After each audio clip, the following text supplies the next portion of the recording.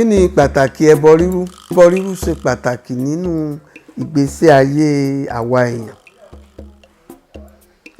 Àwọn ẹ̀sìn míì ní ẹ̀sìn òkèèrè wọ́n máa ń sọ wípé àwọn ti rúbọ tán. Fún àpẹẹrẹ, ẹ rí i pé Jésù sọ fún àwọn ọmọlẹ́yìn rẹ̀ pé òun fi ara òun rú ẹbọ, pé ẹnikẹ́ni ò sì tún gbọdọ̀ tún rúbọ mọ́. Ṣùgbọ́n kò sí ẹ̀sìn tí ò ní ẹbọ rírú. Ọ̀nà tá à ń gbà ṣe ló yàtọ̀. Ẹbọ rírú ti àwọn Yorùbá láti lè bẹ àwọn ajogun kí wọ́n ó yàgò fún wa. Àwọn òòṣà tó jẹ́ àwọn tó ṣẹ̀ wá wọ́n wà lọ́wọ́ ọ̀tún.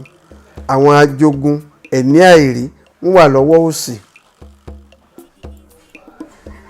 Iṣẹ́ ti àwa ọmọ ènìyàn ni pé láti má jẹ́ kí ẹ̀mí àìrí ajogun kó dènà àwọn nǹkan tá a fẹ́. Lára àwọn ẹ̀mí àìrí, ikú, àrùn, òfò, ẹjọ́, ọ̀ràn, èṣe, ẹ̀gbà. Àwọn eléyìí ni wọ́n ń gbógun tì wá lójoojúmọ́.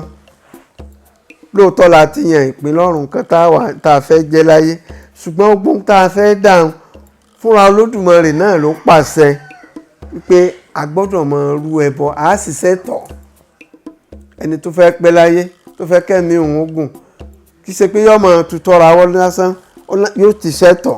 Ẹni tó fẹ́ lówó, ó lè ti yàn lọ́rùn náà pé òun ó lówó, kò gbọ́dọ̀ jí kó jókòó kó sùn kó máa retí pé owó ń bọ̀ wá bá wọn.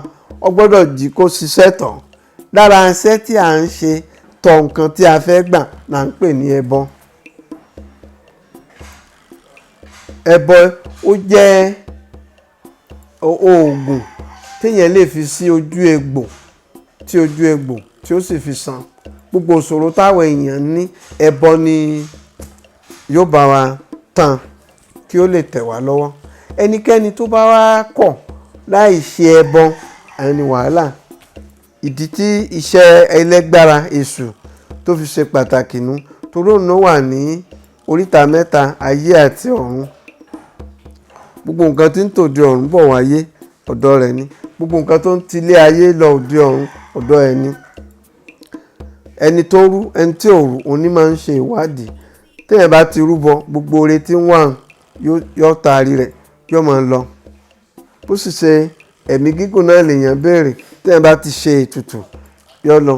Ṣùgbọ́n ẹni tó bá kọ̀ tí kò ṣe ètùtù, yẹn máa ń fìyà jẹ. Ní ọ̀rọ̀ kan, ní àkótán, ẹbọ rírú jẹ́ ìgbàlà, ìwòsàn, àbí n tá lè pè ní ìdáǹdè fún àwa èèyàn. Kì í ṣe èèyàn dúdú nìkan, gbogbo ayé ni, kò síbi tó à ń ti ń rúbọ. Bá ń ṣe ń rú ẹbọ ló yàtọ̀.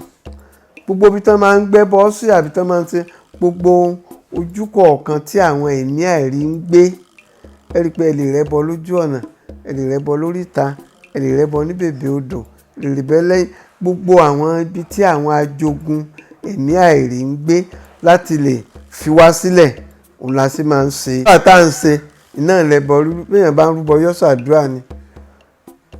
Béèyàn bá jí ní ìsìn kó sọ pé òun ò ní ṣàdúrà, òun ò ní rúbọ, òun ò ní ṣiṣẹ́, ó sì fẹ́ kí gbogbo oore wá tóun lọ́wọ́. Bí àwọn ẹlẹ́sìn kejì náà ṣe sọ pé wọ́n ní má kọjá àmì olùgbàlà, kì í ṣe orin tá a dùbúlẹ̀.